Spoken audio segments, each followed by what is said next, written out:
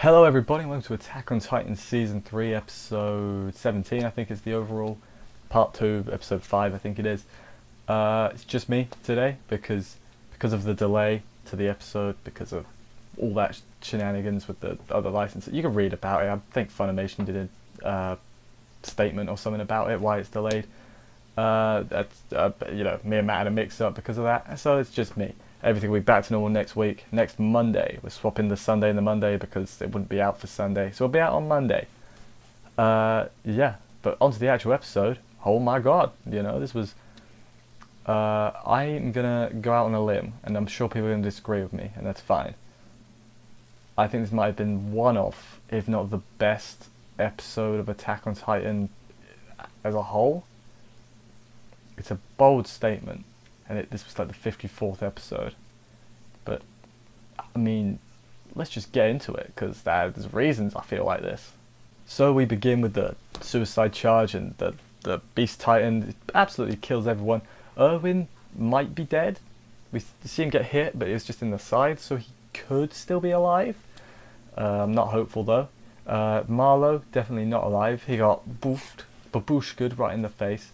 He's pretty dead. A lot of other people pretty dead as well.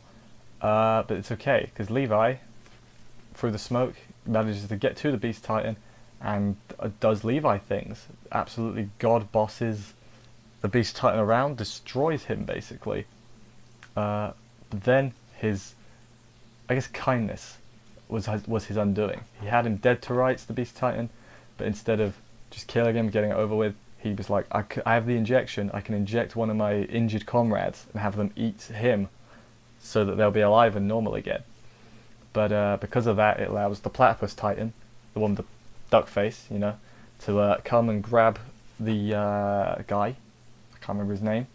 I don't think we know his name. Beast Titan. No, we do know his name. Zeke. His name's Zeke, I remember. Grab him and escape. And Levi's like, damn it, got away. Drat. And then he kills some more Titans, probably off screen because they're not important enough for an actual screen. Yeah, this part was really good, but it's not the part I wasn't. Unsuspectedly, this was not the part that I was remembering from this episode, but we're going to get there. We are going to get there. Up next, Armin does some deducing when he sees the Colossal Titan has lost some weight. He's in great shape now, he's a bit skinnier. And he's like, right, it's because he's using the steam. It takes more effort to maintain. Here's what we got to do. We thin out the thing. I've got a plan. So he's like, my plan, I'm going to team up with Eren to fight Bertolt. The other four of you go and deal with Reiner. It's at this point I was like, that's a bad plan. That's a bad plan because there's 6 of you, and you kind of splitting up seems like it'd be a bad idea. Of course, the plan worked in the end with minimal casualties. So I guess everything did work out. Armin, you're a smart boy. What are we going to do without you? So the Reiner Assault Squad have a little bit of a problem. He's ignoring them. So then instead of head-on battling him, Mikasa takes out his knees, or his... What's the bit behind your knee? It's got a name. The back of your knee. Takes out that bit with the spear thing. Thunder Spear. I'm remembering names. It's late because of everything that's happened. Yeah, takes out the Thunder Spear. Takes him out with the Thunder Spear. His face is all messed up still because it's like repairing. It's good. And we also learn he doesn't really remember much after transforming. I guess because his brain got blown away, it might have impacted his memories. That would make sense, actually. That would make a lot of sense. Up next, we have Armin and Eren talking about the sea and stuff some more. And at this point, I figured something's up here. I thought it was kind of a false flag, but it wasn't. We'll get there. And then Eren, after hearing Armin's plan, he falls off the wall, gets a mild concussion, probably breaks a few limbs. Honestly, I'm surprised he was still in one piece, but it's fine. Titan powers are something. And then we get a great visual shot of Armin just in front of the Bertolt's face. It was pretty great. Armin, has to work by himself now to fight the Titan because Eren's knocked himself out because he lost his grip. Good job, Eren. Team Thunder Spear has a plan that they're going to open his mouth and then blast him through the mouth. It's a good plan in theory. Unfortunately, only one of their spears hit because they only have 3 and they can't afford to mess up. Unfortunately, Sasha gets KO'd. I don't think she's dead. I really hope she's not dead because that's a lame way to die if she is. She gets a little bit of a cut on her forehead and that, or it's like the side of her head. But I think she's alive. But the spear misses. Oh no, they're in trouble. I kind of saw how they were going to get out of this coming, but we'll get there. It doesn't happen yet. It happens a little bit later. So next, Armin's scene. He's getting blasted with the heat waves, and man, he, no way to, sugarcoat it. He dies. He gets burnt to a crisp. I thought Armin was going to be the only survivor. My theory was that the whole, on that day humanity was reminded thing, the whole story has been him narrating it to his kids or something. So I thought he was definitely going to survive. I guess at some point my theory became fact to me. Like, that's definitely what's happened. And it caught me off guard, him dying. It really did. And it's a loss. It's a loss for the good guys. Because he bailed them out of a lot of things. Poor Armin, man. Just wanted to see the sea. It's going to end with him getting to the sea and looking... Oh, man.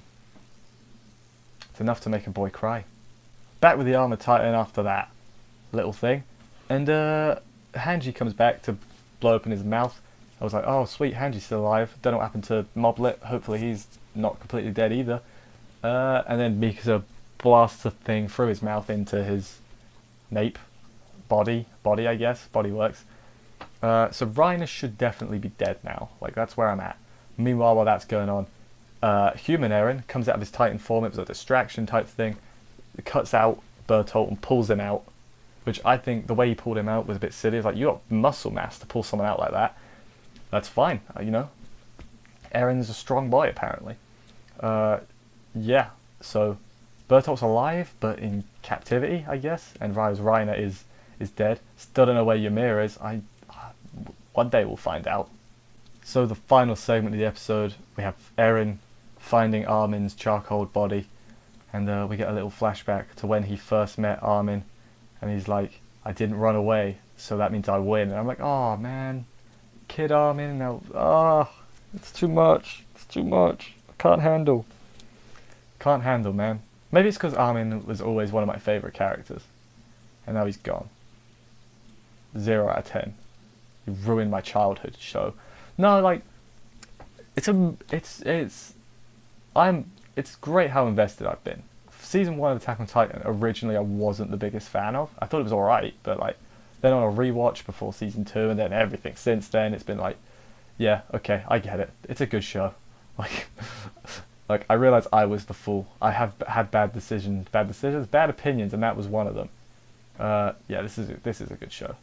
This episode got me. Like, next episode, I feel like it's going to be a real cool-down episode, because this episode has just been mental. There was two, like, Reiner and Armin are both probably dead. Marlowe as well, and maybe Erwin, possibly Sasha. Mikasa was in the explosion, she could be dead. I don't think half these characters are dead, but, possibilities. Yeah. Mental. Anyway, join me and Matt will be back next week on Monday for next episode of Attack on Titan. It's probably it's up there. It's up with my favourite things this season. Even though it is a slow season, this is still really good. I'll see you next week. Bye, guys.